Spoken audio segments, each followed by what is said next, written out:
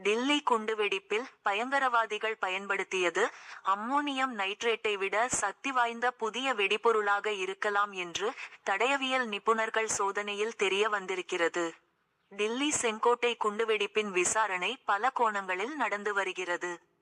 பயங்கரவாதிகள் பற்றிய பின்னணி விவரங்கள், அவர்கள் பயன்படுத்திய தகவல் தொடர்புகள், அவர்களின் கடந்த கால செயல்பாடுகள் மற்றும் உதவி செய்தவர்கள் யார் என விசாரணை விரிவடைந்து வருகிறது.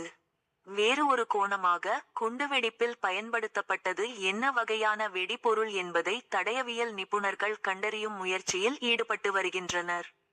அவர்களின் ஆய்வுகளில் குண்டுவெடிப்பானது அம்மோனியம் நைட்ரேட்டை விட சக்தி வாய்ந்த புதிய அல்லது மாற்றியமைக்கப்பட்ட ஒரு வெடிபொருளாக இருக்கலாம் என்பதை கண்டறிந்துள்ளனர்.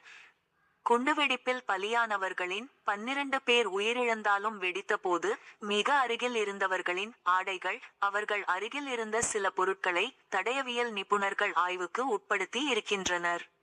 இவற்றில் வழக்கமான பயங்கரவாத குண்டுவெடிப்பின் போது பயன்படுத்தப்படும் வேதிப்பொருட்களின் தடயங்கள் எதுவும் காணப்படவில்லை. பலியானவர்களின் உடல்கள் மவுலானா ஆசாத் மருத்துவக் கல்லூரியில் பிரேத பரிசோதனைகள் செய்யப்பட்டன.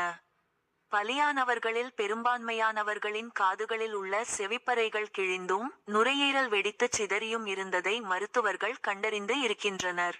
அதோடு குண்டுவெடித்த போது மிக அருகில் இருந்ததால் அவர்களின் வயிற்றுப் பகுதி கடுமையாக சேதம் அடைந்து இருந்ததும் தெரிய வந்து இருக்கிறது.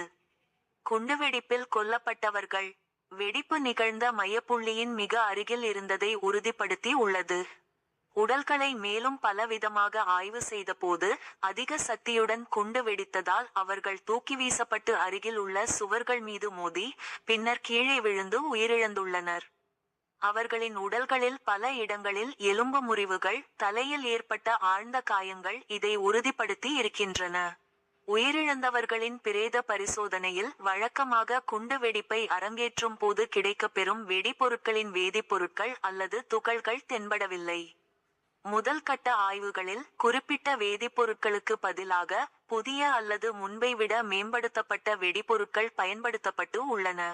மேலும் சேகரிக்கப்பட்ட மாதிரிகளில் அம்மோனியம் நைட்ரேட் என்ற வேதிப்பொருள் இருந்துள்ளது.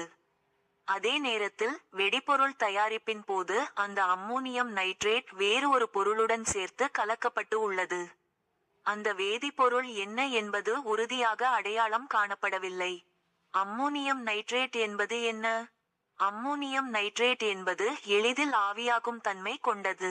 பொட்டாசியம் குளோரேட், சல்பர் போன்ற இன்ன பிற ரசாயனங்களுடன் வினைபுரியும் போது அல்லது சேர்க்கும் போது வெடிபொருளாக உருமாறுகிறது.